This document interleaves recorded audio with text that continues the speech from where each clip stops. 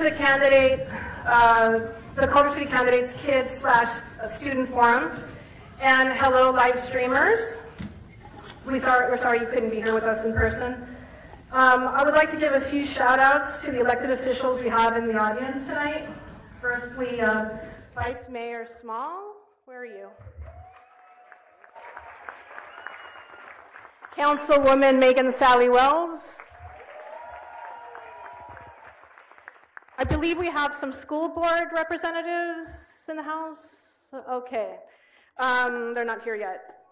Also in the house, the president of the Board of Trustees of the Los Angeles City College District, Sidney Kamlager.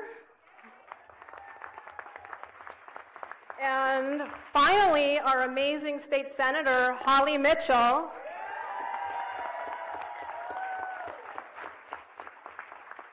I'd also like to give a huge shout out to our sponsors who you see on the banner. Without them, we wouldn't be here. And thank you to West LA College as well.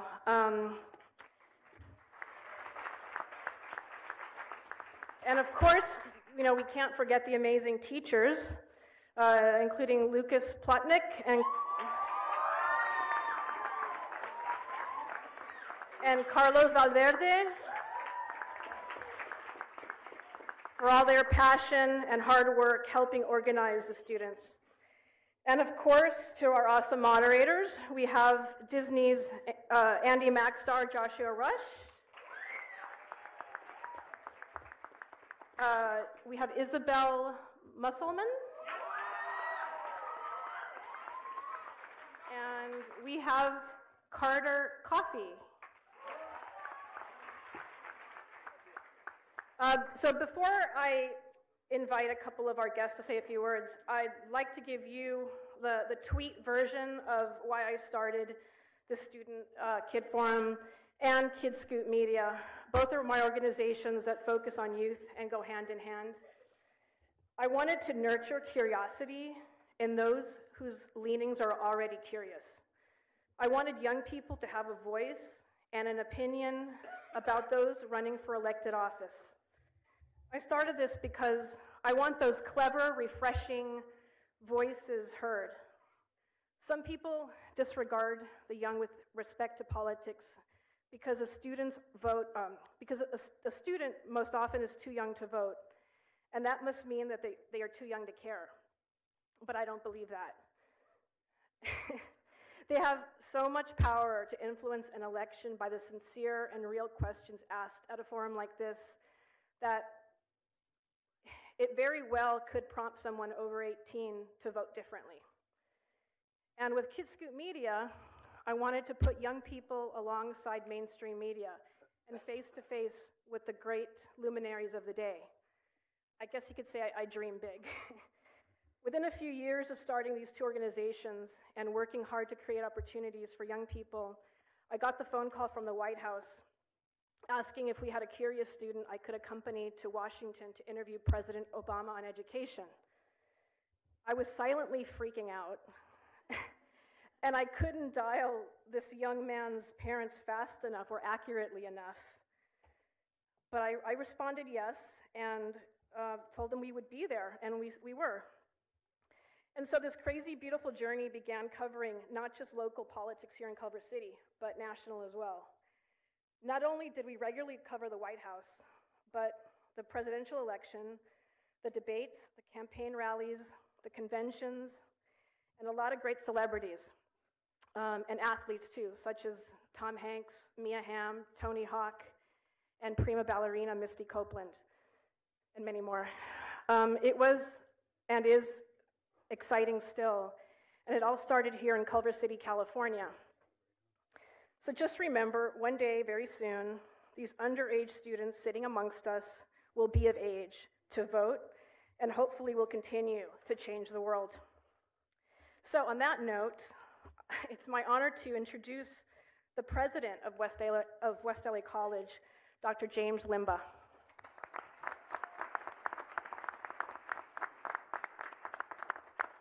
Well, good evening and welcome to West Los Angeles College.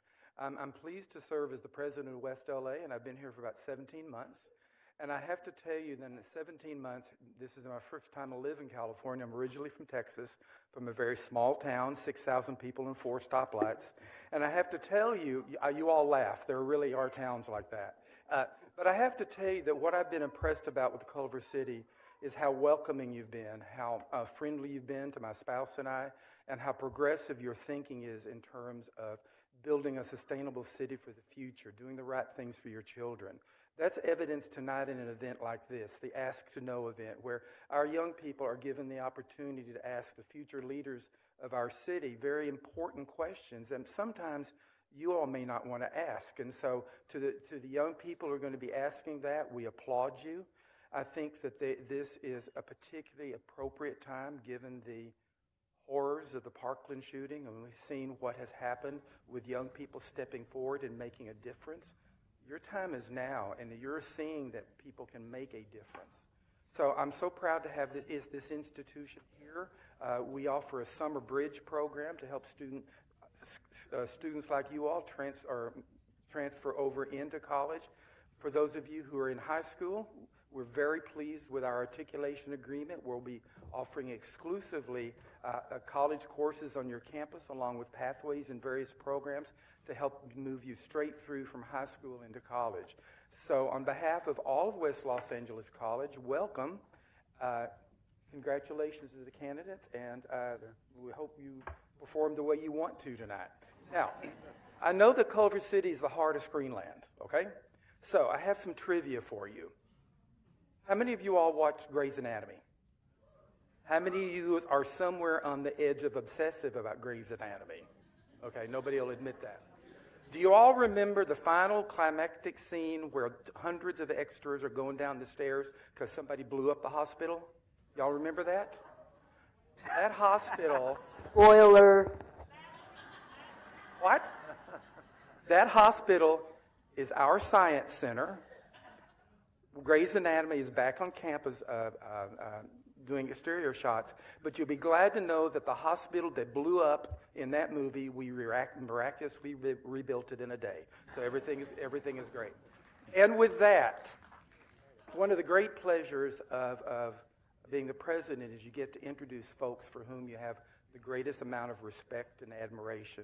You get to bring to the podium individuals who make a significant difference in your daily life. And for me, that is particularly true tonight. It is my great pleasure to introduce to you Ms. Signe Kamlager-Dove. She's the District Director for State Senator Holly Mitchell. And, very important to me, she's also the President of the Los Angeles Community College Board of Trustees. Signe.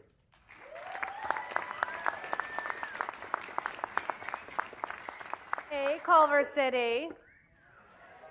So, this is, so my name is Signe Kamlager, and I'm president of the board for the Los Angeles Community College District, and West LA is the best, one of the best of our 9. I have to say that since I'm here. So when we have our board meetings, we actually have them right here on this stage. So sometimes I get a little PTSD because our meetings go on for very long. But it was really great coming out tonight because I have to give a shout out to Young One, our DJ. Woo!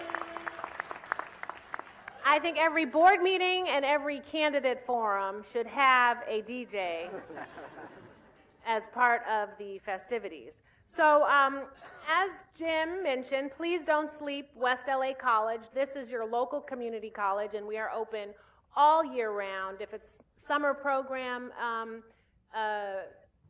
classes, if it's how we can help you get the GE requirements that you need to go into a 4-year university, if it's just fun stuff to take to get you prepared to do whatever it is that you think you want to do, we have it here.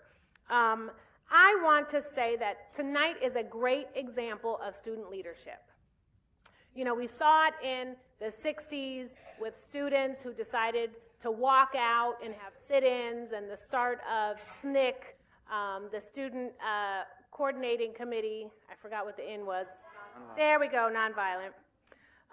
We saw it then We're seeing it now with what's going on in Parkland as it relates to gun violence and young people stepping up and saying our voices are important. We have ideas about how we want to live.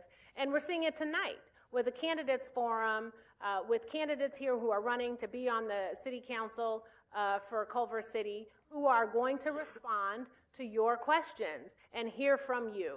A very valuable, critical, important constituency for any city. So I want you all to give yourselves a round of applause for being engaged, for hopefully coming out for more than just pizza.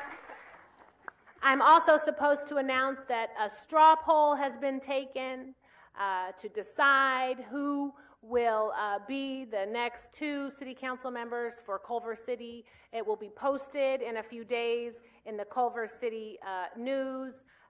It's almost like Iowa, you know, where this straw poll may actually determine the outcome of the election. Dun, dun, dun. Mm-hmm.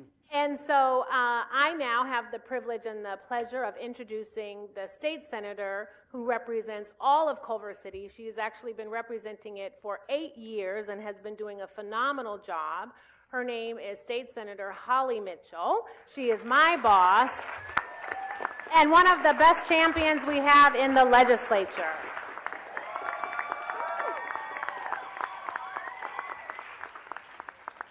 Hey, Culver City! Woo! I am so proud to see you, and let me tell you why. Yesterday in your state's capital, Sacramento, how many have been to Sacramento, to the capital? Okay, everyone whose hand is not up. Spring break is coming up. I'll be there on spring break. Summertime, so talk to your parents about wanting to go see your state's capital, Sacramento. It's only 400 miles up the Highway 5. Yesterday in your state's capital, Attorney General Jeff Sessions was there. He was my sentiments exactly. He was about 2 blocks away from the Capitol. He came to Sacramento to literally poke his finger in our collective eye. He came to Sacramento to tell us he was going to sue the state because we've taken actions to protect California residents. So what made yesterday bearable for me was because I knew I was coming here tonight and I was going to see an audience full of California's future. So you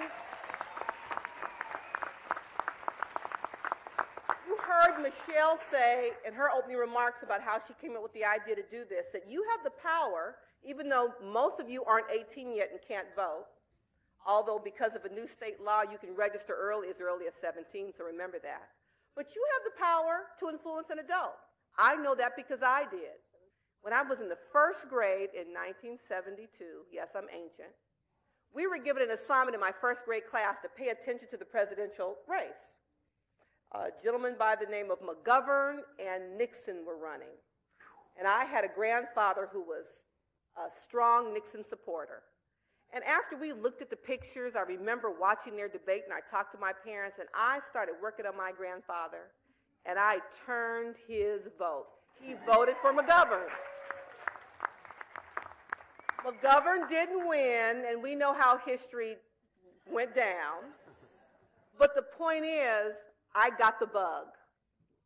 And I found my voice and was able to talk to my grandfather, an adult, someone who was older than me, who I admired, who I never thought I would have a different opinion than. I was able to talk to him about why he wanted this person to lead the country and why I thought that was a bad choice. You all have that power.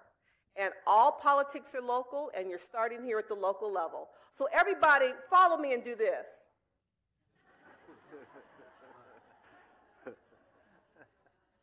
We've got our eye on them, don't we? And so just like you'll be listening to see how they answer your questions, gentlemen, so will I. It's my pleasure to introduce our fearless advocate in Washington, D.C. via video.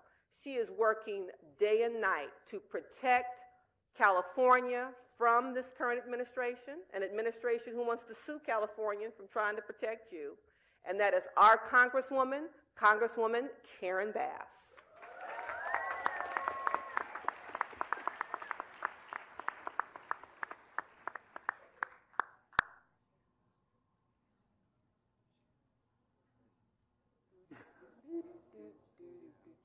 back here.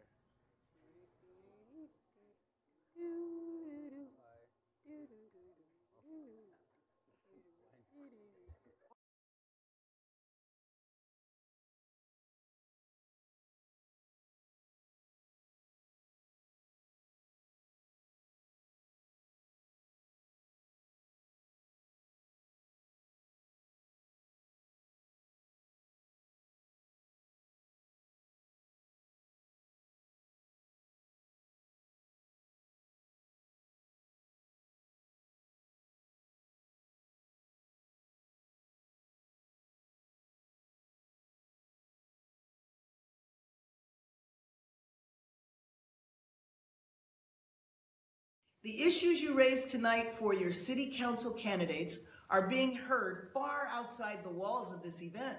And as we've seen, especially lately, your age plays no role in the effectiveness of a movement. From one former young advocate to another, don't let anyone tell you that you're too young, and don't let anyone tell you that you don't know what you're talking about. And if someone does, I want you to tell them to call my office and we'll have a chat about that. Enjoy this opportunity. I look forward to hearing about the results, and I look forward to meeting with you in person one day in the near future. Good luck, everyone.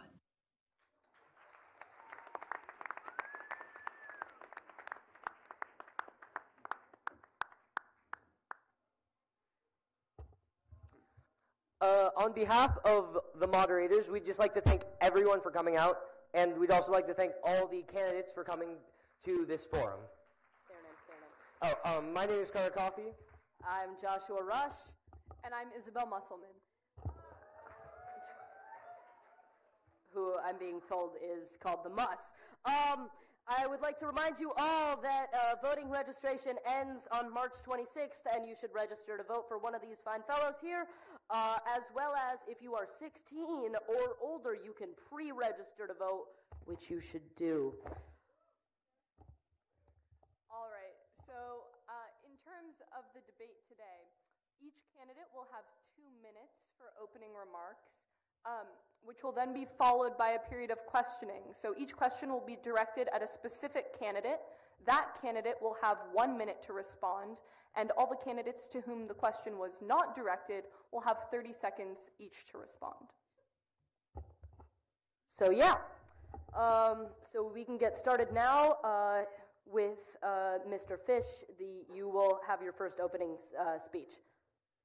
Hello, Culver City.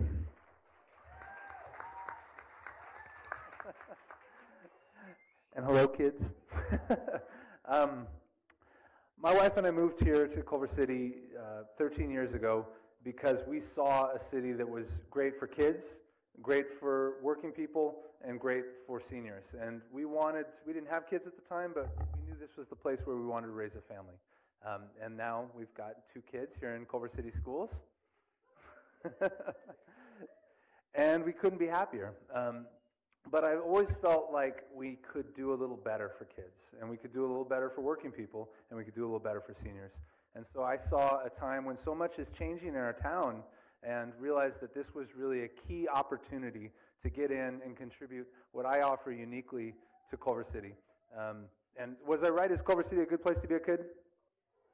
All right. Young kids? Big kids? Young adults. Young adults. But it could be better. I work in the California Attorney General's office. I used to be a corporate lawyer, and then I decided I wanted something a little more fulfilling. Now I pursue clean air, clean water, healthy forests, preserving endangered species, and that sort of stuff for the state of California. And I'm very pleased to be here tonight. Mr. Lee, you're up next. Good evening. It's good to see many of you again. I was actually on this stage 2 years ago when I ran for city council and lost by 254 votes. I'm happy to see a number of you again. I've lived in Culver City for the last 15 years. I'm originally from the South, as you can tell by my deep accent. For the last 14 years, I've volunteered on and off with the Young Storytellers program at El Rincon Elementary. There are a few of you who I think might have been in a couple of my cohorts. Hello again. I've also volunteered with the Culver City Martin Luther King Jr. Celebration Committee for the last 8 years. And from just a college background, which I think a lot of you are thinking of right now, I am a Bruin and I am a Trojan. I don't know where your allegiances lie, but I think we have some overlap. The first time I went to graduate school, I actually went to Cal State LA for my initial master's, and just for fun, I took classes at Santa Monica College because I'm a nerd. But my vision for Culver City revolves highly around protecting the environment in Culver City, sustainability, highly regulating the Inglewood oil field, making sure everyone in our city feels adequately represented, not just one neighborhood, not just the adults, and not just the kids, but every neighborhood in the city. And I hope and I expect, based on last year's questions, that you will, not take it easy on us, and you will judge our responses fairly. And I hope I get your vote, if you can vote, and your parents' vote on April 10th, and I'm very happy to be here. Thank you.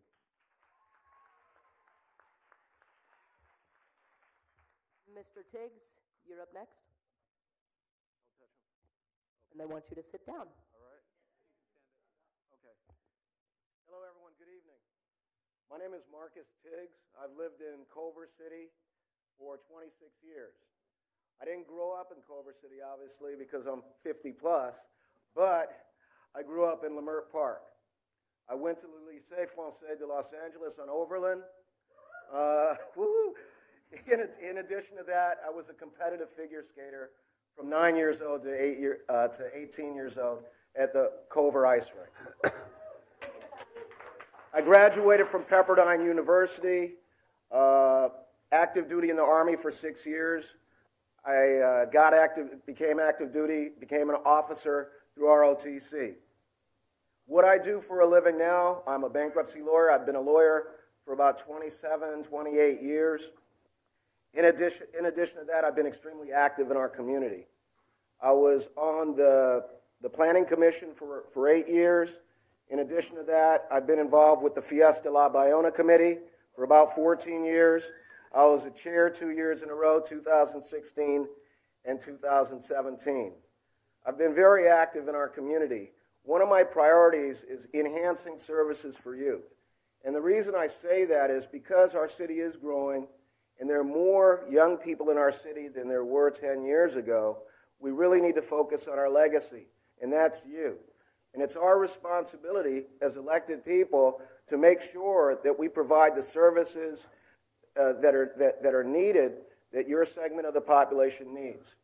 And when I say that, I don't know everything that you need, so I believe we should have a task force that includes youth, includes parents, includes educators to find out what we can do better.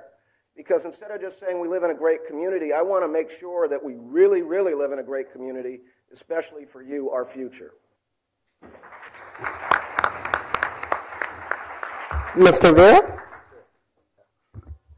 Good evening, everybody. First of all, I'd like to thank each and every one of you for coming out tonight on a school night, no less. My name's Albert Vera. I own and operate Sereno Italian Market here in Culver City. I first moved into the city in 1965 when I was born, so I've been here my entire life. I bleed Culver City through and through. I've always been an active part of our community in terms of resources, in terms of helping out, and really giving my time and services to really all parts of Culver City. I've been a huge supporter of all our schools in Culver City. I'm in many organizations, YMCA, Exchange Club, Chamber of Commerce, but my greatest, I think, organization I'm proud of is I'm board of directors of Upward Bound House, which it's a rapid rehousing program for many of children, really, that are in our school system. Just between July and December of last year, we've taken 14 children that attend CCUSD off the streets, got them into a transitional housing, and proud to say, as of today, all 14 children are in permanent housings now. Their parents have jobs, and it's a really great organization. I'd love to see that organization grow throughout the city. and open up various spots throughout the city, a couple of hotels that we can revamp, but I'm really eager to do so. Moving forward, I know, to me, the city is about we. It's not about me. It's not about any of us. It's about what we can do collectively to make Culver City the best city we possibly can. I'm eager to get in there and help the best way I possibly can. Thank you very much.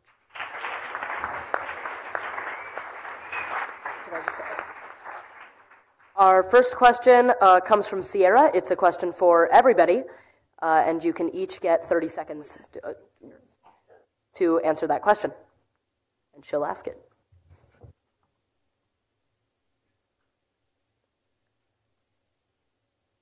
Did you vote for in the last presidential election?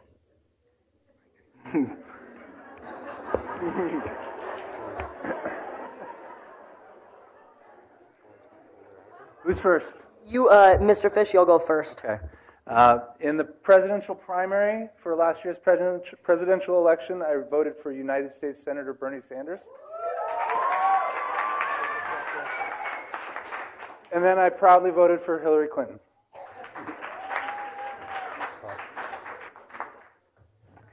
So I'm just going to sound like a broken record. In the presidential primary, I voted for Senator Bernie Sanders. I also worked on his campaign.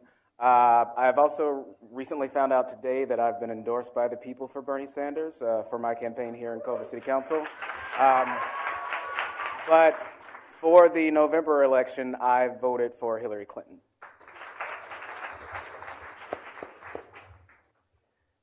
Sierra, that's a great question. And I'm not a liar. Anyone who knows me, I did vote for President Trump. Sierra, thank you for the question. I voted for Hillary Clinton.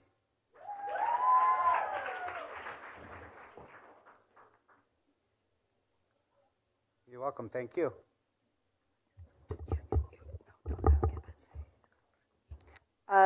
Is our first speaker in the audience?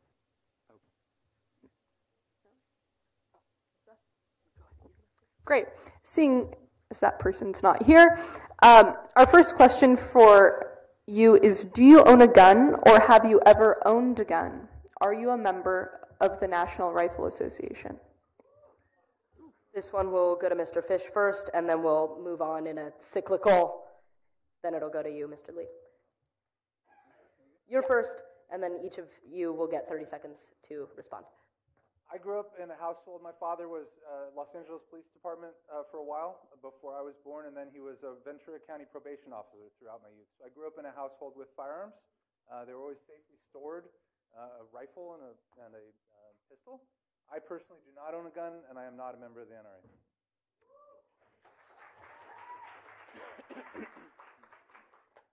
I will say I am also a military veteran. I'm the veteran of the California Air National Guard and the United States Air Force, but I do not own a gun. I am not a member of the NRA, and I don't plan to own a gun in the future. I'm a retired Lieutenant Colonel, U.S. Army, and a combat veteran. I do own firearms. I am not a member of the NRA. As a former reserve officer for 16 years, I had guns. I currently have no guns, and I'm not a member of the NRA. Our next question will go to Mr. Lee first. And I get to ask this one. With regards to the NRA booth at Fiesta La Bayona, in what do you place more value? Upholding the First Amendment right to free speech, or the majority of voices in your community who would prefer that the NRA not be there? I think free speech is something that we should hold sacred, but I think also we should really value community input. And if there is a majority in the community that forthrightly does not want the National Rifle Association to be there, I think we should consider that. I think it should be a deliberative process, though, because a lot of times when there are particular groups, like, say, for instance, a Muslim American group in a highly Islamophobic community, a lot of people object vociferously to having a mosque in the neighborhood. And I would not want majority rule to push those people out of the community. while I would not personally want the NRA to be at Fiesta La Bayona, I am in full support of their free speech rights.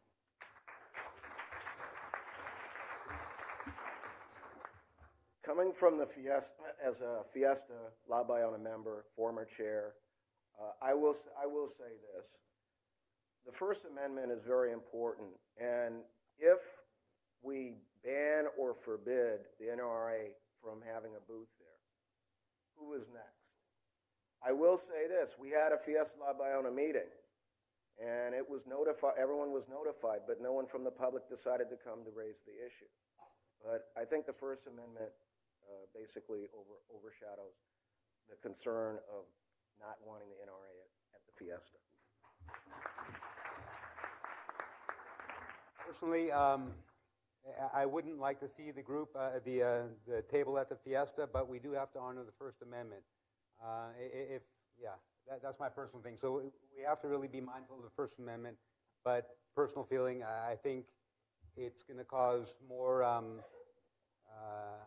havoc in the community, having it there, more sadness or more anger. So it's a fine line, but I think with the First Amendment, we have to abide by that. I'm going to give a boring lawyer answer for a second. And the government's ability to make content-based restrictions on speech is very limited, and that's a good thing. The First Amendment is one of the most important, if not the most important amendment. It protects our right to worship or not worship. It protects our right to be politically unpopular, and that has not always been the case for many organizations in the United States, and much to our detriment. So, the NRA is certainly not my favorite organization in the United States, and I would like to see more speech at the Fiesta La Bayona. I'd like to see Mothers Against Gun Violence and other Women Against Gun Violence and other organizations there next year.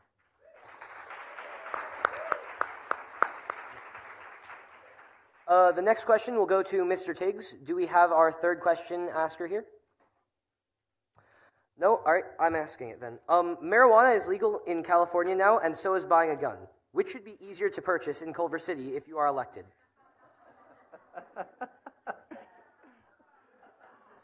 Wow. These are good. These are good. If I understand the question, I'll just say marijuana should be easier to purchase. That's it. Yeah, if those are the only two options, yeah, definitely marijuana should be easier to purchase than a weapon anytime. Marijuana. I'm not gonna disagree, but I do think it's worth a little bit of consideration. I think marijuana should definitely be easier to purchase, partially because of its benefits for people who deal with chronic pain and other types of diseases, for people who deal with anxiety and other things where it's been found to be effective, and the fact that California voters voted to legalize it. I live around the corner from the largest gun shop in our city, which is also right around the corner from La Bayona, and I wish it wasn't there, and I wish we had more restrictions. But marijuana, very obviously, but we have to, unfortunately, accommodate both.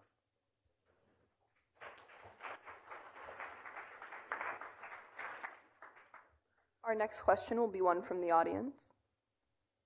Mr. Vera, you'll get to answer it first.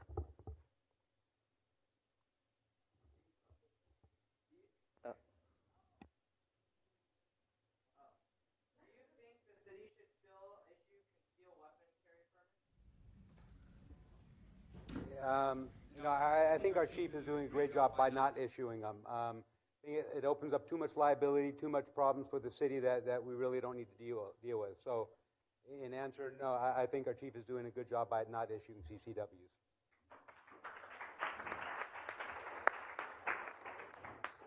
For a little bit more context, the chief has actually delegated the authority to issue permits to either LA City or LA County sheriffs, and that is essentially the same as no issues and I think that's fine. I think it's fine if we bring it back in-house and continue to not issue concealed carry permits in all but the most extraordinary circumstances.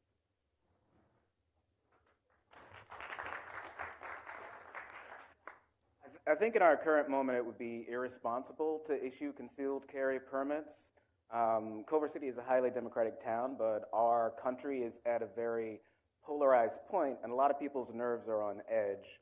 Every few weeks we unfortunately hear about a tragedy, not at the size of Parkland, Florida, but very similar. And a lot of people are convinced that they need to use violence and firearms to solve their problem. And I think it makes all of us safer if we can be assured that no one's secretly carrying a firearm. Our next question will also come from the audience. I don't think Marcus had a chance to answer. What? Oh, sorry. That's all right. It's not going to take long. I don't think the city should, the chief should allow the concealed carry permits at this point in time. We good? We cool? Okay. Our next question, jump the gun there. Our next question will come from the audience. Mr. Fish, you'll have the chance to answer first.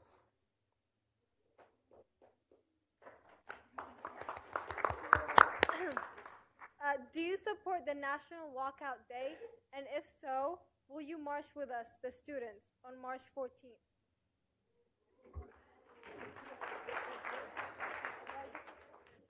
I do support the National Walkout Day, but I don't want to co-opt it. It's your movement. I'll march with you, but it's not for me to organize for you. This is young people. This is your movement, and we've messed up enough for you guys. So I'll gladly join you in solidarity that day, but it's your movement. I definitely wholeheartedly support the National Walkout movement for March 14th, and I thought there was something planned for April as well. Unfortunately, I will be in Nashville, Tennessee for work on the 14th, so I won't be marching with you, but if I have the chance, I will be marching with other students in Nashville. Unfortunately, I have a conflict on the 14th. I do support National Walkout Day. It's very important. It touches my heart, the activism that the youth have, in basically trying to make a difference, an important difference, so us adults can finally listen to maybe do something right. Yeah, I absolutely support it, and I will be there definitely in support of you guys. I think it's really important, and I applaud all of the students for really rallying and getting together and having your voices heard. So I'll definitely be there.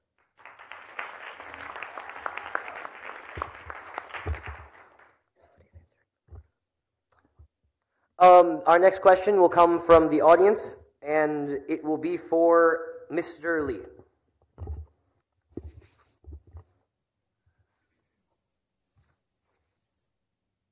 Hi. First of all, I'd like to thank you guys for being here. My name is Cecilia Rabordi. Me and my friend Carolyn Dodenhoff are actually the organizers of the walkout event, and so the fact that you guys are here and you guys are letting our voices be heard really means a lot to us, so thank you very much. So I have a question about gun control, or gun rights. Do you think CCPD should train our teachers to be armed in classrooms, or is that a really bad idea? Thank you. I want to say I feel like this is a little bit of a leading question. I think that's obviously a very, very bad idea. In the last week, we've seen an incident in which a teacher brought a gun into a classroom and it went off. Additionally, we've seen incidents where a teacher just yesterday or 2 days ago in Florida, I think a number of teachers, were identified as being devout white supremacists. I think the example of Florida is twofold. It's the example of Parkland and it's the example of Trayvon Martin. And I think if we armed teachers across the country, that would put students of color at an enhanced risk of being shot, not only from teachers, but from law enforcement. So I'm profoundly against this proposal, and I think it's completely idiotic.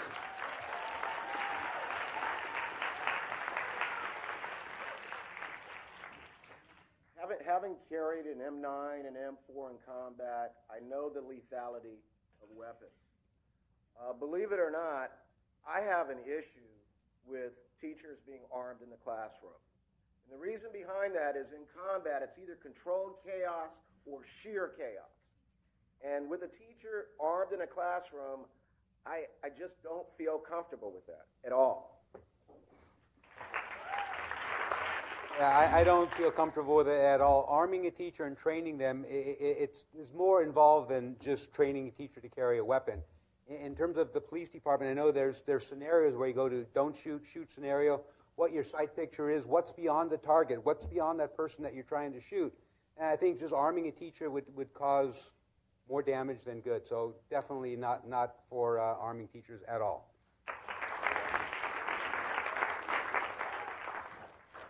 Can't even house our teachers. I'm not sure why we would be arming them, adding to their jobs. I'm very against arming teachers. It's not in any way the solution. I'm against metal detectors at the entrance to your schools. I'm against the militarization of our society generally. What we need are to look more broadly at our society and institute a public health approach to gun violence.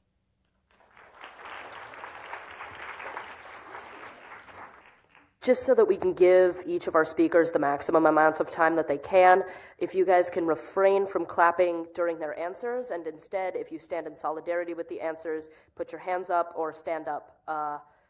Those are some cool options. And now for our next question, the first answer will go to Mr. Tiggs, but the question's coming from the audience.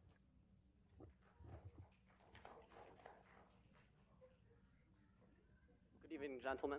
My name is Shaden Kimura, and my question is, students are being killed in classrooms across the country because of gun violence. What will you do to protect the citizens and families from a shooting occurring at a Culver City school so no one has to live in fear of not returning home? That is an excellent question. I knew it was going to be a tough one. You have a tie on, so that's fantastic. I give you kudos. There are several things. Number one, the city council can look at seeing whether the city can enact some regulations that are not preempted by the state to make things safer.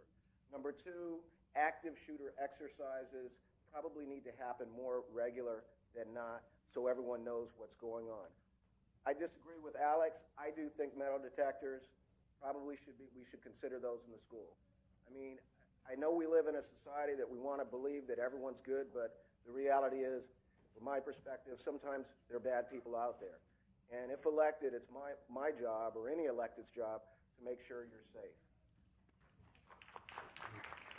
Thank you for the question. Gun safety and violence, it's paramount. It's horrible. I've in the process of creating a buyback program, gun buyback program. Some people don't agree with it, some do. My thought is, even if I take one weapon off the street, if we take one weapon off the street, that's that one weapon less to potentially get into the wrong hands. Whether it's a functioning weapon or not, it all can be made functioning. I think it's about education. It's about you see something, you say something. You guys did an excellent job in our schools here recently about seeing something and saying something. So it's my time's up. But yeah. So I'm a big believer in evidence-based government, something that's sometimes lacking these days, unfortunately. But so when, as this started to become an issue, I started to do some reading, and it looks like there's not enough research at all about addressing gun violence, but some things that can be done. First and foremost, we should look, the city and the schools should work together to update the shelter-in-place policy into more of a run-hide-fight situation, a multi approach, because the evidence shows that there are higher survival rates. And I'm out of time. I've got a lot of other thoughts, but I think in terms of this question, we should look towards, instead of hardening schools, softening schools. I got my MSW from UCLA, and a lot of the shooters that happen around the country are male. They are brought up with this idea of toxic masculinity, that they solve their problems through violence, and they have easy access towards guns. Limiting the access alone will not keep us safer. Changing the culture is what we need to do, and we need to do that by having more social workers in schools, talking more about mental health, and making gun safety a public health issue. Our next question will be coming from Mason in the audience, and it will go to Mr. Vera first.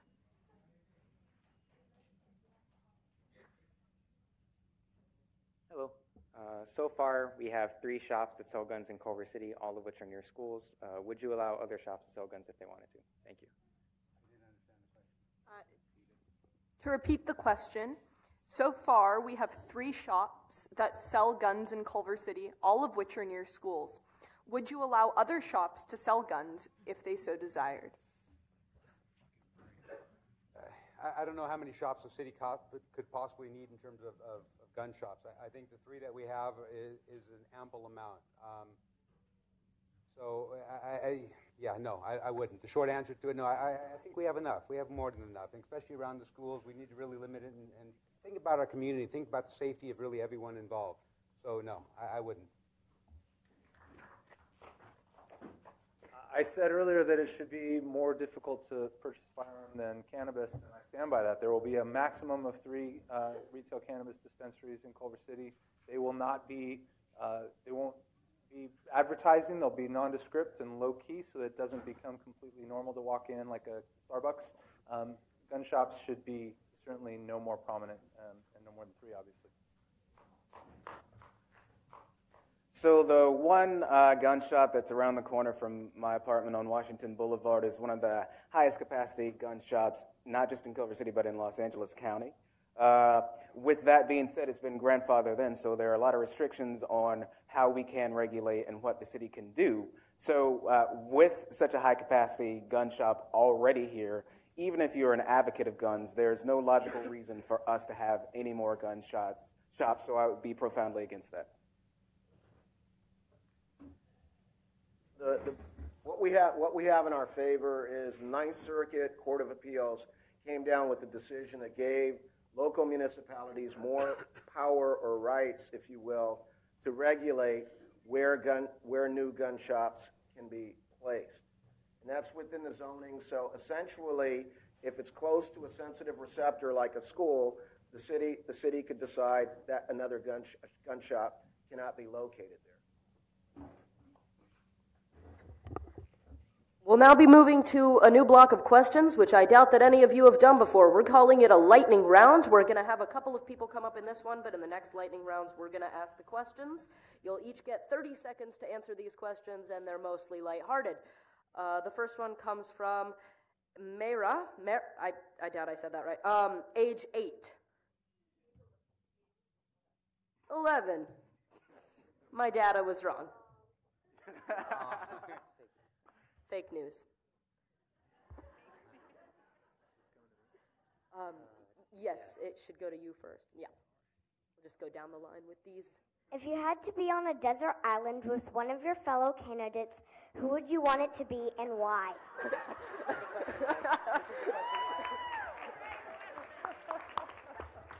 30 seconds. Go Vikings, first of all, Lynn Howe. They're all, these guys are great. We've spent a lot of time together over the last few weeks, and we actually have a pretty good, despite what you see online, we have pretty good rapport among all of us. But I'm going to go with Marcus. I think I want to hear some of these stories, Marcus. Okay, despite the fact that he did not choose me, I would go with Alex. I think there's a lot more overlap with us in terms of things that we enjoy socially. And I think we would have a lot to talk about. I'm not a lawyer, but I have a legal mind. I work with a number of nonprofits that focus on the law. Alex is a lawyer. And we like similar music. Alex, thanks. I love you too, man. And the only reason I'm not going to select you is we're both lawyers, so you don't need 2 lawyers on a damn island.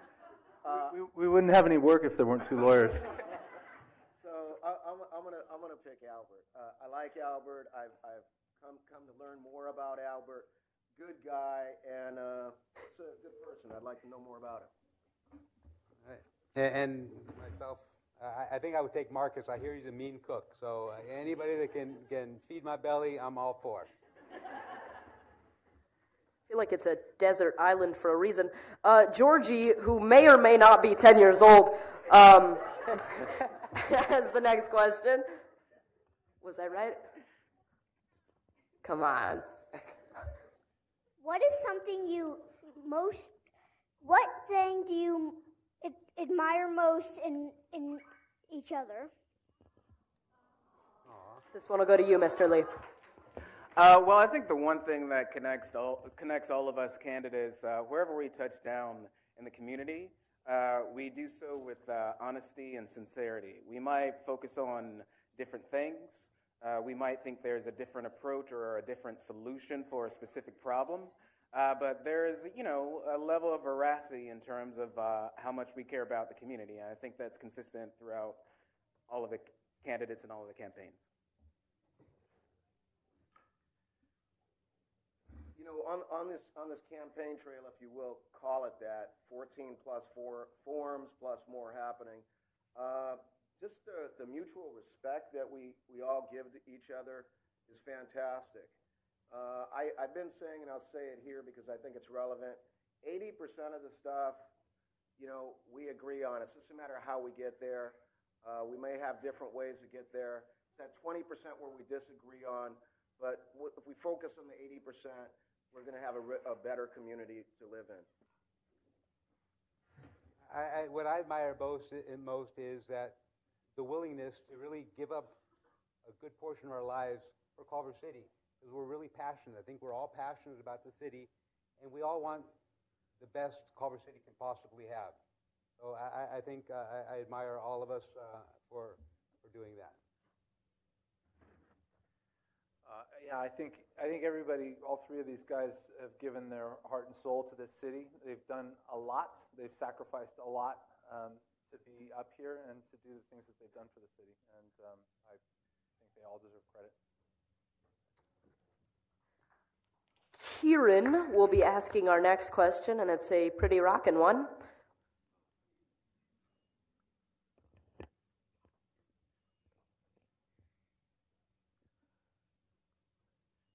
If you could have any famous band play at your city council inauguration ball, who would that be?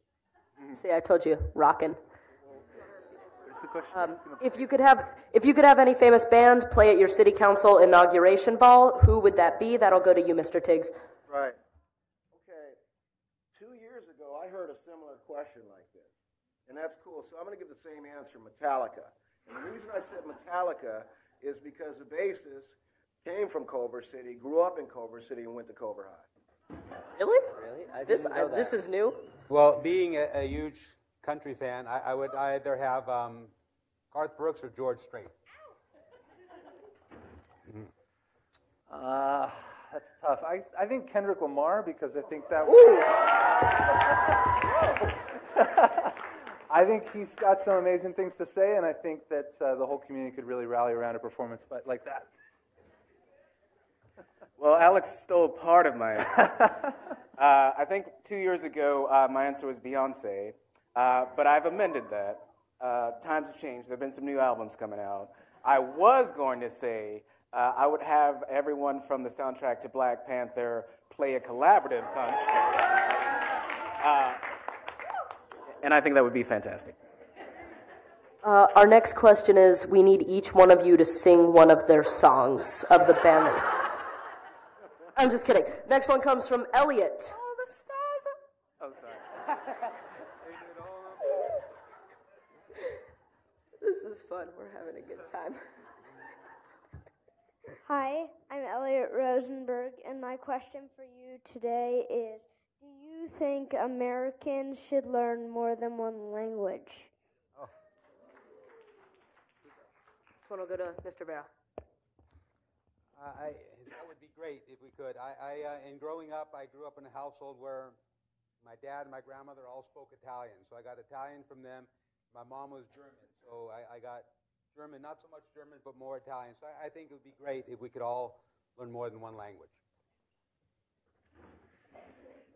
Can I hear from all the language immersion kids? Woo! My own kids are El Marino Dolphins. They're learning Japanese, and I wish I'd had that opportunity. Every American should learn as many languages as we can and understand the world better. I'm not going to fake and try to go through my 4 years of high school French.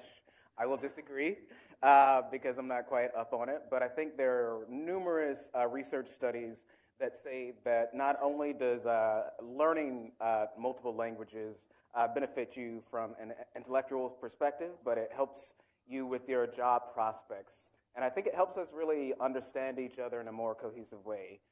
So I think all Americans should learn 2 languages minimum. Communication is key, regardless of the language. My mother is French. She spoke French when I was growing up. I forgot a whole bunch. My wife is Colombian. She lived she was born in Bogota, Colombia. Spanish is her first language. Now she speaks Spanish, a little bit of Portuguese, and English. It's extremely important. There we have that. Mara will be asking our next question again. Back at it again.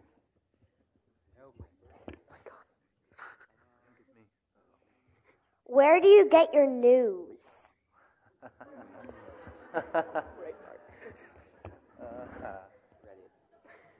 I'm an LA Times subscriber, a New York Times subscriber, and I get my 10 free Washington Post articles every month, and then I go to a different browser and I get 10 more. I read a lot of magazines and periodicals from all across the political spectrum, whether it's The Economist to hear what the Tories have to say, or The Nation here in the United States. And similarly, I get my news from a lot of different sources. Since it's during the campaign, recently I've been reading the Culver City News and the Culver City Observer a lot. But I read the LA Times, the New York Times, the Washington Post, Alternate, Truth Out, Truth Dig. One of my go-to sources, and the one that I think I read the most often, is The Guardian, both the UK version and the US version. But I also basically get a lot of my news from social media, and I keep a lot of friends who I don't necessarily agree with as social media friends, so I can get news from different outlets. First, I look at the local newspapers. Second, LA Times, New York Times, Drudge Report. Then I balance that off with Huffington Post, and my wife forces me to watch Rachel Maddow here and there. I as well get it from multiple sources, the LA Times, social media. We have a newspaper that comes to our store, the Italian-American newspaper, and it's interesting to see the perspective of Italy on the U.S. So I love reading that, and I have NPR on my phone that I listen to almost every morning. You guys definitely have more diverse news choices than me. I only watch MSNBC and only read Breitbart, so I'm feeling very conflicted. I crack myself up. Our next question will be coming from Israel, and this is our last question of the lightning round. It'll be going to you, Mr. Lee, first. Okay. I'm Israel. I'm a senior at Culver City High School, and my question is, if you were elected to the council, what do you want the city of Culver City to remember you for? It's what do you want the city of Culver City to remember you for? For me right now, I think the real prevailing issue and the issue that the next council people are going to have to deal with is how we regulate and how strictly we regulate the Inglewood oil field. And I come from an environmental activism and organizing background, so strictly regulating that field, but also having a comprehensive city sustainability plan that would apply to any type of oil operation or any type of building construction or environmental policy is something that I would love to leave for future generations.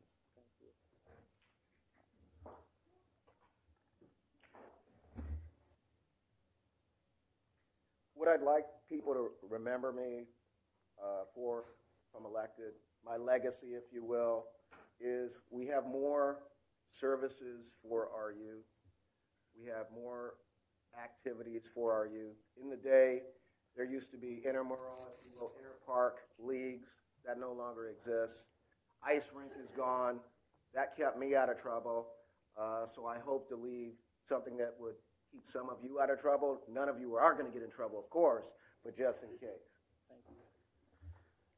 I would like to be remembered for creating a more tight-knit community where we can all really come to the root of problems, get things done collectively, where we can come together as one body and really accomplish anything. I think there's power in numbers, and collectively we can accomplish anything. So just getting the community together and creating a better Culver City for all of us. Daniel took my oil field speech, so the oil field is a big one. But I just learned yesterday that in the time between 2007 and 2017, 1,009 people were killed walking or riding bicycles in Los Angeles County. And I would like to be remembered as the person who began to make it okay to prioritize pedestrians and bicyclists on our streets.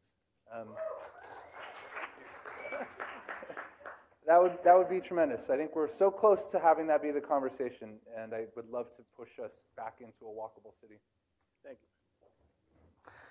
All right, the next question goes to you, Mr. Tiggs, coming from Miley, age 11. We're out of the lightning round, so Mr. Tiggs, you'll get a minute, and each of you will get 30 seconds to respond. In the future, the next lightning round will be lowered to 15 seconds for each of you. Do you support the Great Wall President Trump wants to build between the U.S. and Mexico? It depends who's going to pay for it, number one. But as far as a wall, I think we do need border security. I don't support just a physical structure. We need to look at other technology to keep our borders secure. It's important. Go to South America, go to Europe. The borders, should be secure to the extent if people are coming in our country illegally. Yeah, I don't support the actual physical wall, but I do support having border security and making it safer and as safe as possible we can for all our residents here in the United States. So I do not support a physical wall. My boss is Javier Becerra. He's actually my boss's boss's boss's boss. Maybe one more boss. My section was involved in the lawsuit against the Trump administration trying to stop the border wall. It was a long shot, and we got an adverse ruling last week, but I fully supported that lawsuit. I think it's a colossal waste of time, money, and a very environmentally degrading thing to build a physical barrier between us and Mexico. Personally, I think if we're going to be honest, the thought of building a wall between Mexico and America is basically motivated by racism and racist immigration policy, whether that be legal or undocumented. So I am profoundly against the construction of the wall. There are numerous social programs and education programs that we could spend that money on, and even the suggestion of the wall at all is incredibly idiotic to me, and I really don't like to talk about it because it makes me sort of angry.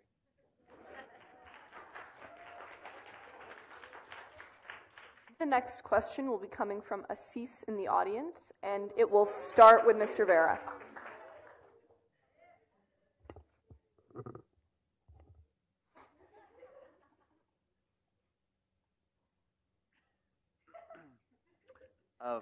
With the advent of automation here in Culver City, people in the parking structure at Trader Joe's have been replaced. How would Culver City cope with this change?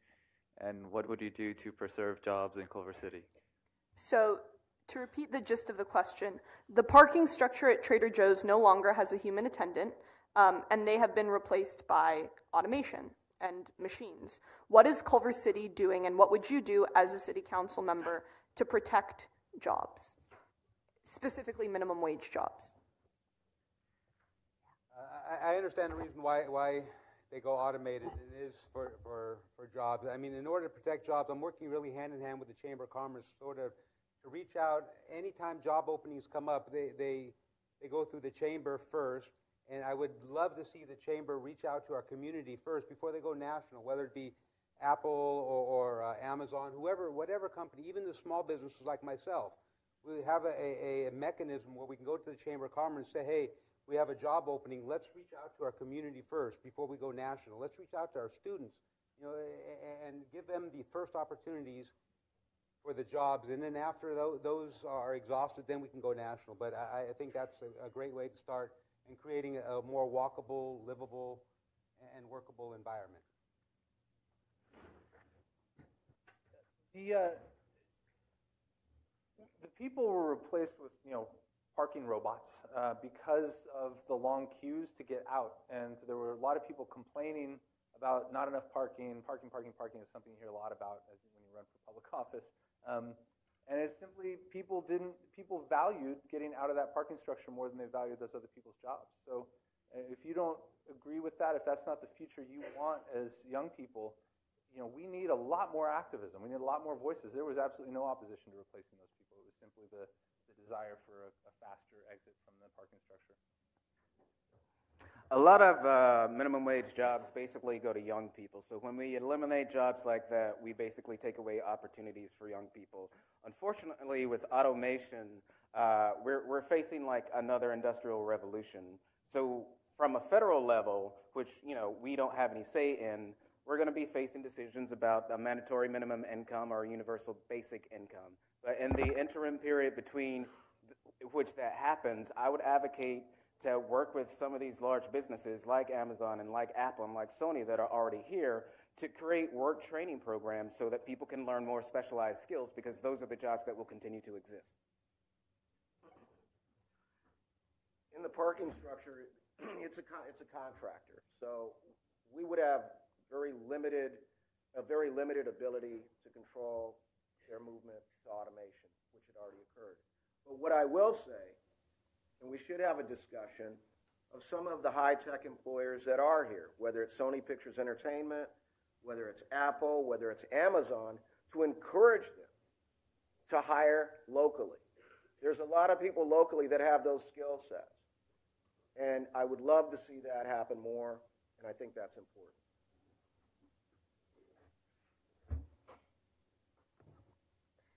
Our next question will go to Mr. Fish first, and it is coming from Bella from the audience.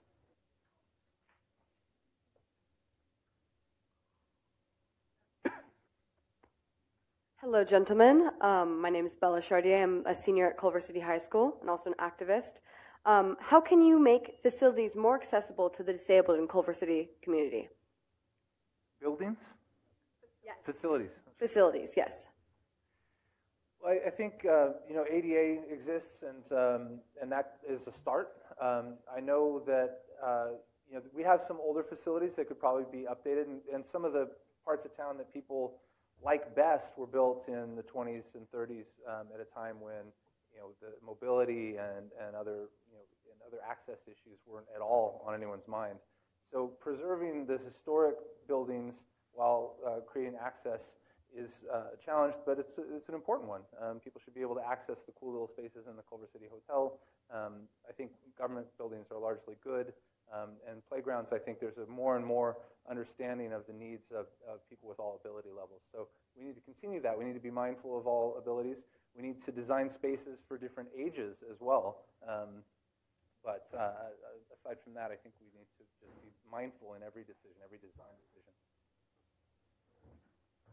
I think because the definition of disability changes from age to age, and sometimes we're talking about physical disabilities, and sometimes we're talking about mental disabilities. I think it would be great if we did an audit of, one, whether or not all of our facilities are actually ADA compliant. Some might have been, but there are a lot of regulations that get updated. So we need to make sure that if we're compliant for the updated ones, but then we need to take a survey or an audit of the people in our community who deal with physical and mental disabilities and see what their specific needs are, because a lot of people deal with autism spectrum disorders, which are completely different from physical disabilities, which most of our facilities are designed for. For the newer buildings, it's easier because they're constructed for accessibility. For the older buildings, we do need to assess which ones are non-compliant. I would also reach out to the disability committee in Culver City to get their input. And they maybe take the lead, and then we figure out how we're going to tackle and prioritize the buildings that are non-compliant. That's a great question. Thank you. As part of my platform, let me tell you a story really quick. I had a friend of mine come here from Texas who has a disabled child. They wanted to go to the parks. If you look, our parks are compliant, but they're not fully accessible. Here's this girl where she goes there and she can't really participate. So I think it's really participate in the games and whatnot that her friends are. I think it's vitally important really to have a completely inclusive and accessible park where all our children can enjoy it, no matter what their disability is, as well as our buildings. We need to start taking closer looks on it and really start making sure that all our buildings are compliant so everyone can enjoy it and participate in them.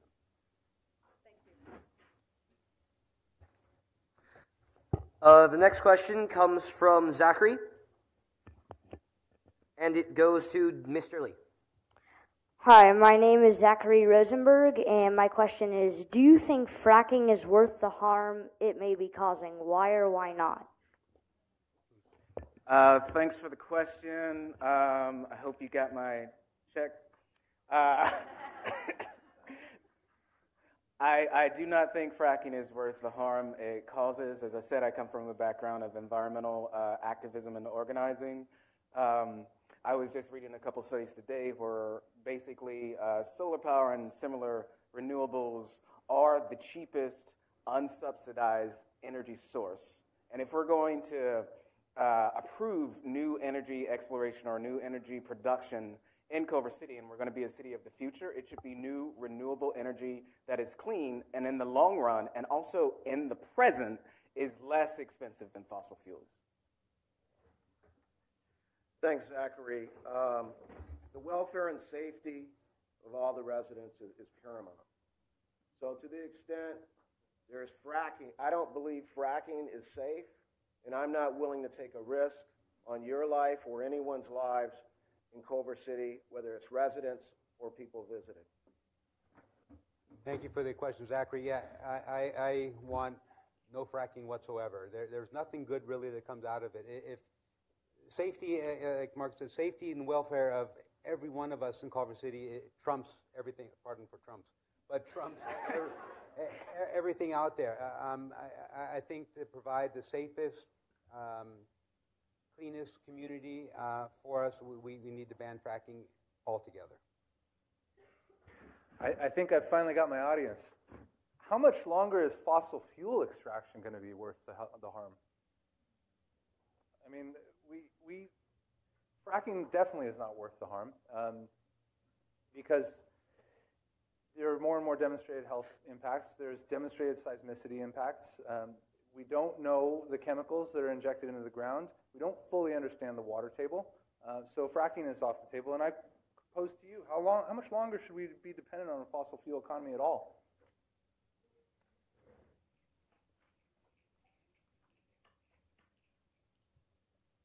That was it. Go ahead. The next question is also from the audience. I don't have the name of the person asking it.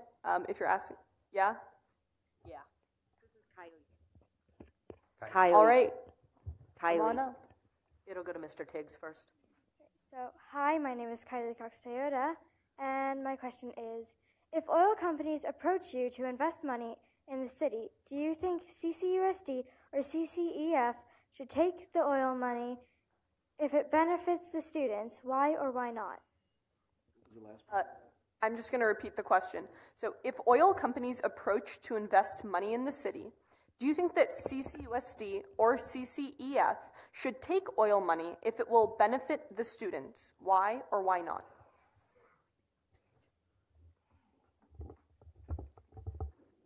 That's a great question. That's look, that is. I mean, with the Inglewood oil fields, rightfully so, we're mad, we're concerned, we want to regulate the heck out of them, we want to get them out of our backyard. Now, if an oil company decided they wanted to invest some money into the CCUSD, if the CCUSD was able to say, yeah, you can give us some money, but that doesn't mean it's going to change how we feel about how you operate. Maybe we can get some teachers some raises. Maybe we can do some other things that are good for our schools and youth. Thank you for the question, Kylie. I think if they want to give money away, why not? Let's not endorse them, though, by any means. If it's something that's going to help our schools, help our community without any endorsement for the oil fields or any backing of them, yeah, I'm all for it. If it's something that could really benefit the community without accepting the oil fields. It really saddens me that we live in a world of austerity where schools need to beg for money at all. And that's the fundamental problem, that we don't prioritize your education and the education beyond, and your health throughout your life, and your job security and your right to shelter. And that's the real problem. Unfortunately, we do live in a world where we have not prioritized those human needs. And so for the schools, I would say, and as a local representative who has no power over any of the things I just mentioned, or little power, yes, you fund the schools any way you can. No.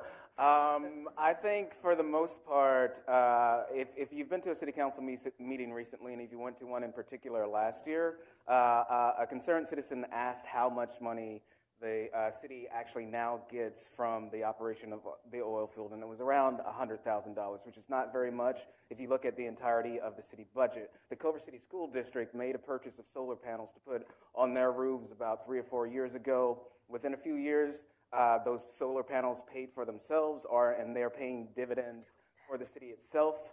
I think if the city needs money, there are other ways that we can find it besides making a deal with the devil.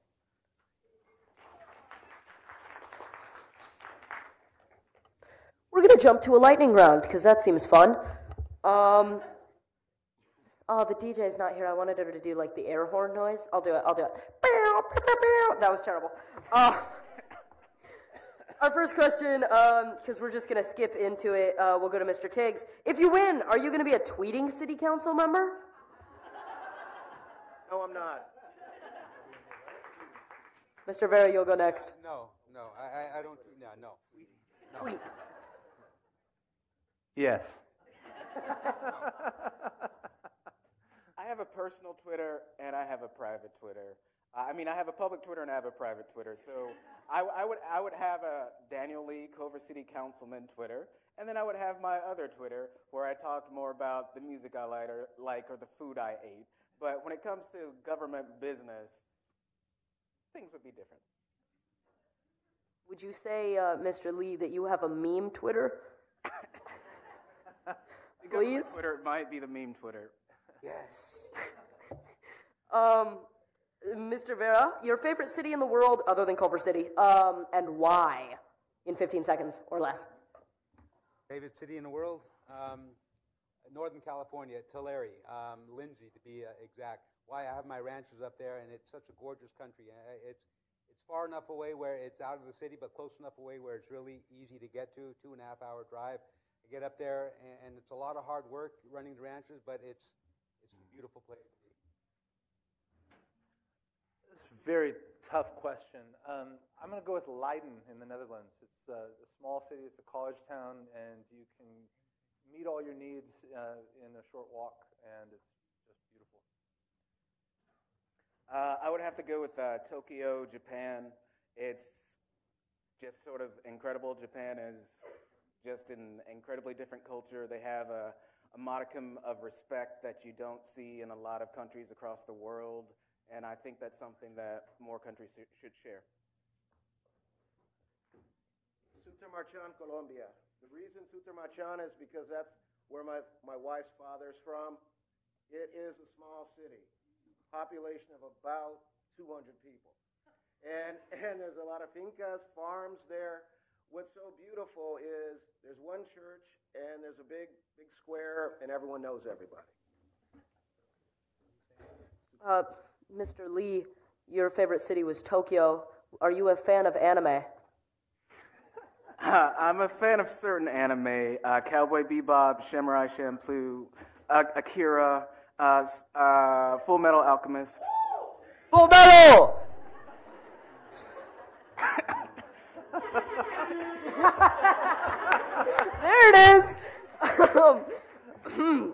gosh, this was so exciting. Quick thing.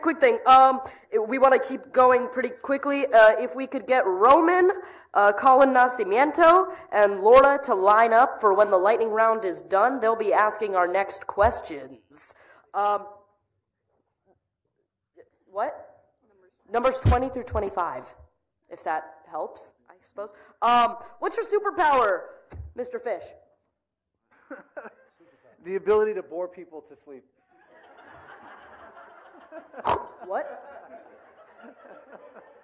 I know it doesn't seem like it, but I'm an introvert, so it's very easy for me to get into an incredibly deep conversation with anybody within about 1 or 2 minutes. So that's my superpower. Bringing people together with diverse views and trying to come to a consensus. You said superpower, right? Yes. That's a superpower. Work. Trying to get work. Just working to get things done. And work. Work. Is like the Rihanna song? Yeah. Yes, great. Mr. Lee, this one will go to you first. Do you have a favorite current world leader? Favorite current world leader. Not one that I know well, but I do like the fact that I think Iceland just elected a female green president who I think is 37.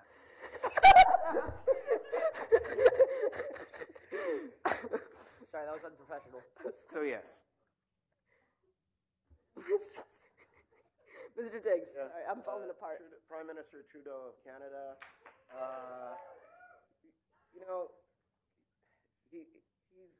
I disagree with some of this stuff, but he looks forward and he deals with issues.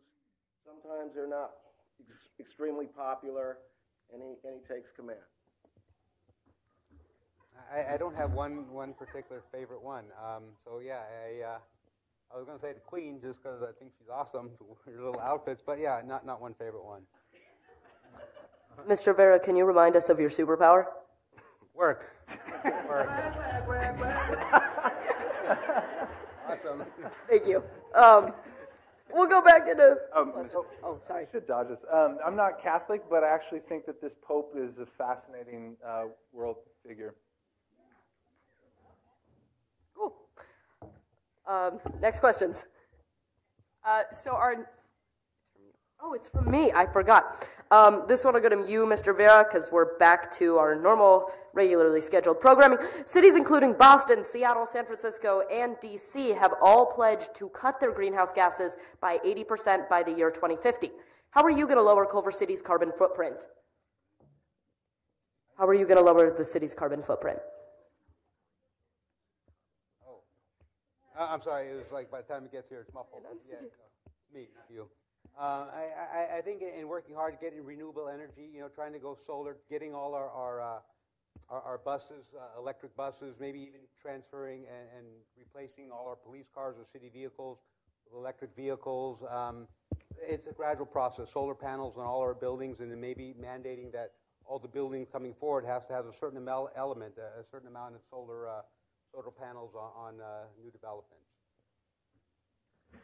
The great irony is that the single biggest tool to address global warming in the United States jurisdictions is at the local level. It's land use, and I will at least start the conversation about what a sustainable city looks like. 40% of our greenhouse gas emissions in California come from transportation, and 100% of our traffic does. So we have to look at a world where we can actually walk to our destinations and take transit, and that's going to be a big transition. But we need to start the discussion. Thankfully, Culver City is already well on its way. At the last City Council meeting, we voted to set the minimum amount of our community choice energy program at 100% for the energy that comes into our homes and into government buildings. I think beyond that, we need to create programs that incentivize the developments that come into our city to use not only solar, but solar, wind, other types of renewable technologies, to have gray water systems, to use sustainable materials that don't emit carbon dioxide, and some which absorb other greenhouse gases. But there's a very long list. I could write a book. I think really the question would be, how are we going to prioritize it? And we need to set priorities and have benchmarks as far as when we are going to be a fully sustainable city. Do we start with City Hall? Do we start with parks? Do we start with other departments? And then find the funding sources to do it and really do it instead of just talking about doing it. Roman, age 9, will ask the next question. Go ahead, Roman. Why do you run without pay? Anyone get the question?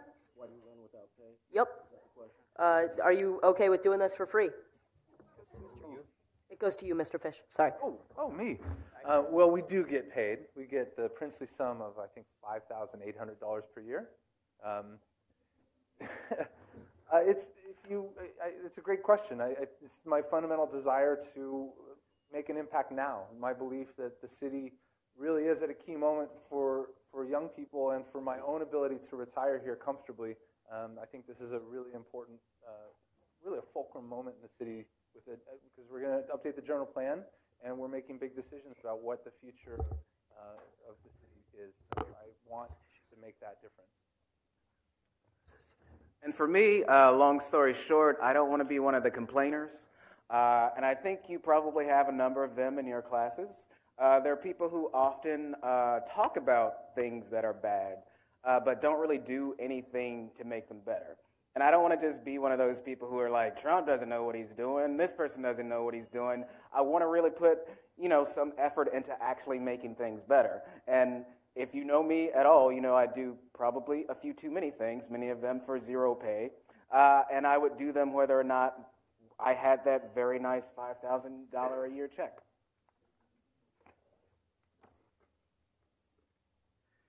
It's not all about money. It just isn't. I love the community that we live in. I love the people in our city, the residents, the students. And sometimes the pay, though it's not monetary, that pay is feeling that I've helped people, that I made a difference, that I made our city a little bit better than it was before I got elected. I'm passionate about my city. This city is giving me everything, and I feel this is a way that I can give back to really a city that I've spent my entire life in, and it's giving me everything I have today. So I'm passionate about running for those reasons. Mr. Lee, the next question comes to you from Jaden. Hello, my name is Jaden Kimura, and I've been a leader of the Environmental Coalition at Culver City High School. I believe in protecting and preserving our city, our nation, and our world for future generations. I was part of the successful fight against Shell's attempt to drill in the Arctic, which would have led to devastating effects on the environment. As such, the local proposal to build 30 new fracking wells to the Inglewood oil field is deeply concerning to me and many students and citizens due to its posed environmental impacts and health impacts, such as exposing our citizens to an increased risk of carcinogens found in the environment, seismic activity, and anthropological climate change. I love this city, and I know we all want the best for our citizens. What is your stance on this issue? And if you are in opposition, what regulations will you support? If you support the introductions to these fracking units, what justifies such a project? Thank you. Great question. So if you've looked at my website or been to any of the other forums, you'd know, one, I support a 2,500-foot minimum setback from any oil drilling or any type of operation to both homes and businesses, $2.5 billion bond to protect, surety bond to protect the city, and businesses in the case of a blowout or other oil-related disaster. And I support the suggestion of Councilwoman Megan Solly Wells to have an excise tax on oil exploration. So whatever regulations we pass, we can hire a Culver City employee or an outside contractor to actually go up to the oil field and monitor it to make sure that our regulations are actually observed. I actually took up the invitation of Sentinel Peak Resources on Tuesday to go visit the oil field myself for the first time. I had often seen it from the outside. Long story short, my opinion has not changed. We need a long-term vision to get rid of the oil field and to convert it to a solar farm. Jaden, thanks for the question. I know why you're wearing a tie, because that's a tough question. Look, the great thing that the current council did is the environmental impact report, that process, and the specific plan. Typically how that plays out, an applicant comes to a city and says they want to do a project. In this instance, that's not what occurred. The city in its foresight decided we need to beef up our regulations. With these once we get these regulations in place, the ultimate goal is to protect all the residents in Culver City. In addition, we need to communicate with the county and the city as well. So I'm in favor also of setback. We need a surety bond. We need to really make sure that all old wells that are no longer functioning are sealed and capped properly before a new well is being drilled. But also we need to really work with LA County and really express to them the importance of really providing the strictest rules, regulations possible. We only have a small portion of the oil field. If something happens in LA County's portion of it, we're in danger. So we really need to work hard with LA County and insist that they really impose the same rules and regulations that we have here for our residents. When I first started meeting with people on this run for endorsements, one of the endorsements I didn't get was in a meeting where someone said, if you want to be an activist, why don't you be an activist? And I said, well, how am I going to change the world? You know, why wouldn't I try to be an elected official? If I bring the skills and have the sensibilities of an activist, what's the problem? Culver City needs to lead on the oil field. We need to establish regulations that protect all of us and plan for a future without neighborhood oil drilling. And in the back of the room there, you can find a flyer on that ledge that sets forth a declaration of oil field principles that I have advanced in this campaign. Thank you. So the next question will start with Mr. Tiggs, and it's from me. What is your position? What is your position in regards to the Supreme Court's Citizens United versus FEC decision, and do you think it was justified? Do you agree with the role that this decision has given to money in politics? Please explain. The last part of it. Do you agree with the role that the Citizens United decision has given to money in politics?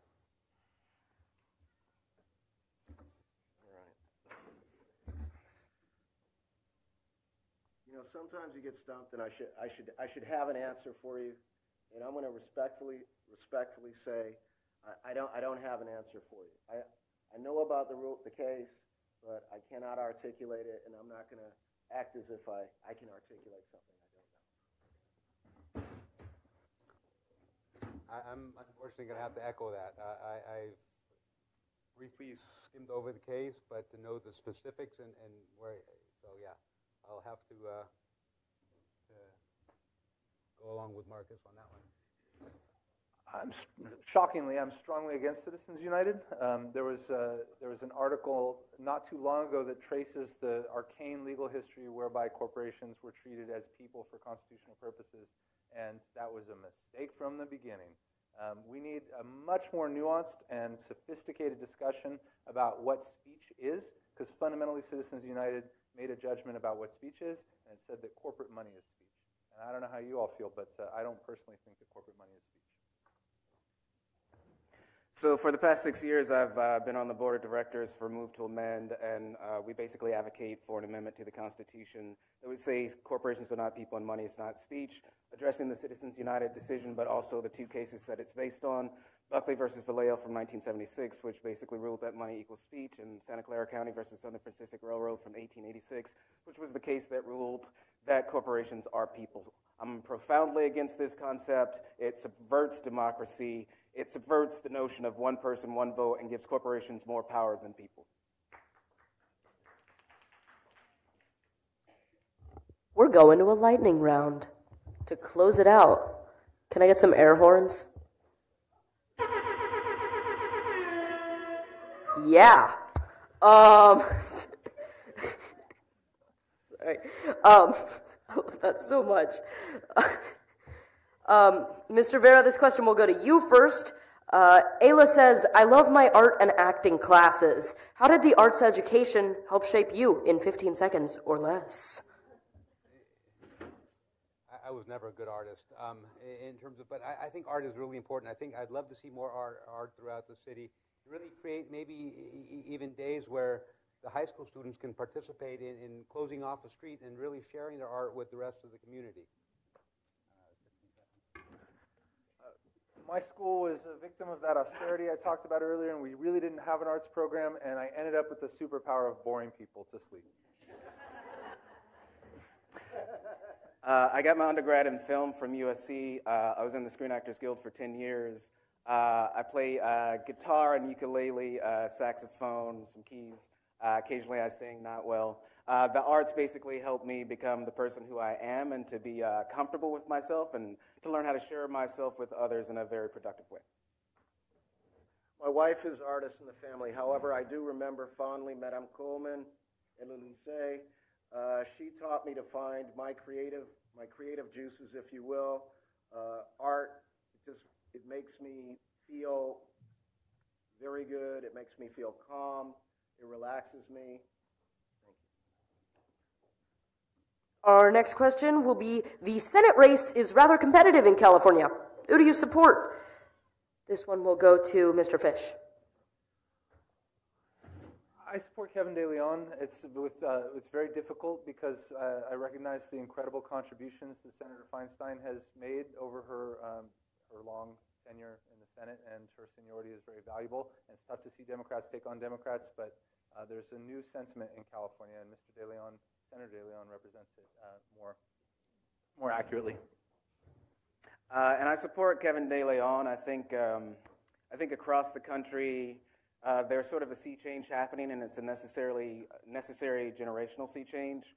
I really support Kevin De Leon because he was one of the founding co-sponsors for our Sanctuary State bill, and he's been a leader or a co-sponsor on a number of progressive bills that I've supported over the last few years. I'm not a Democrat, as most of you know, so at this point I'm still figuring out who I'm going to support. As well, Kevin De Leon, I think it's time we really have a new set of eyes, new perspective, and a new vision moving forward. Our next question will go to Mr. Lee first. What book are you currently reading? I currently don't have a lot of time to read. I don't know if you know there's a campaign going on. But when I don't have a lot of time to read, I usually reread some of my favorite books. And one of my favorite books is by Robert Heinlein. It's a science fiction book. It's called Stranger in a Strange Land. Calms me down. Commander's Assessment by General Stanley McChrystal. Basically, it talks about the U.S. forces in Afghanistan in 2009. Essentially, the takeaway was, rather than just focusing on kinetic energy, like bullets and things of that nature, we have to look at info ops as well to win future conflicts. Currently, I'm not reading any books, but I think my favorite book was Moby Dick. For whatever reason, I really got into it, and maybe at a young age, but currently I'm not reading any books. Just work. I'm currently reading Jarrett Walker's Human Transit. It's a book about building better public transportation systems, and it's a part of my superpower to bore people to sleep. I like how you all come back to your answers of your superpower. What's your favorite film shot in Culver City? And this one will go to Mr. Takes first. I know. Gone with the Wind. Gone with the Wind, he film, said. it was a series, Monk. I don't know, Adrian Monk, have everybody watched that? But I sort of relate to him because he's a little odd. But I loved Monk, and it was always filmed throughout the city, so Monk. I'm also going to avoid the question and say Arrested Development. Okay. I would actually have to do a little research. I mean, I did go to film school, so there are a lot of really great movies that I like, but I'm not really sure if many of them have been shot in Culver City.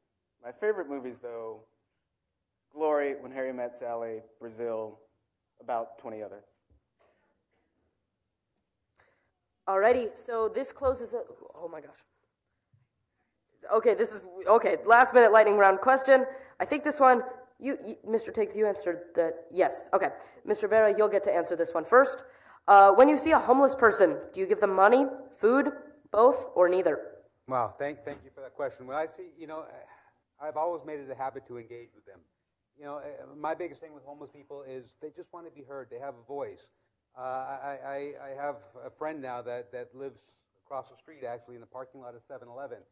And I talk with them on a daily basis, and for the most part, they all have the same. Can I expand really? Okay. They just want to be heard. They want to be looked in the eyes and just be recognized as being a person. So I talk with them. I bring them a sandwich from the store, and sometimes buy them a cup of coffee. I'm the chair of the Culver City Committee on Homelessness, so I try to bring policy to homeless people, and I try to bring money in the millions. That's my goal. If I see somebody in really sad straits, I definitely will reach in and give them $5. For me, it sort of depends. I'm often not carrying cash because I live in the 21st century, but if I do have food to give, which I often have right before I go to a city council meeting, I share it. I also have a history of working with homeless individuals, slept out on Skid Row for a number of years with a number of my friends to protect homeless people from harassment from security in downtown Los Angeles. There are a number of different ways that I've interacted over the years. I think just giving money or food is not enough. Typically, I will give money, but not just money. I also engage the person, and some have become acquaintances. We go by a first-name basis, so it's important to communicate. And just because someone is down and out for this moment doesn't mean they don't have anything to contribute. They do have a lot to contribute. We're all people. We're just at a different state at a particular time. But I'll give money. That closes us out for the evening. Thank you all for coming and joining us. A round of applause for all of our entrants into this race. I'd like to personally thank my co-moderators, Carter Coffey and Isabella Musselman, the Muss. Don't forget to vote in the straw poll that we gave all of you, and you can register to vote until March 26th. And thank you to DJ Young One. Sick beats. Thank you all for joining us. That's it. Thank you all. This was the... That was...